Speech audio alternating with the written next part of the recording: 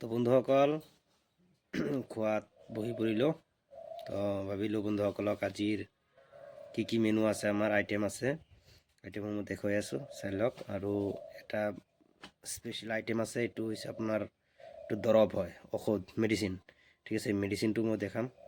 মোৰ গাটো অকণমান এনেকুৱা জাম লাগি আছে, মানে অকণমান অসুখ হৈ আছেতো, জ্বৰ চৰ্দি এনেকুৱা হৈ আছে, এইটোতো গমে পাইছে, কৈছোঁ মই আগতে। তো এই ঔষধটো আজি খাম, আৰু এইটো ঔষধ লাষ্ট ঔষধ হ'ব।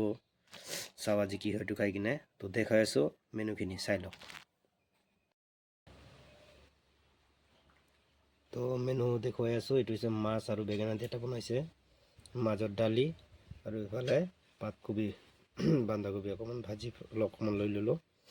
আৰু স্পেচিয়েল মই যিটো কাৰণে হেৰি কৰিলোঁ, এইটো টেঙা ঝোল।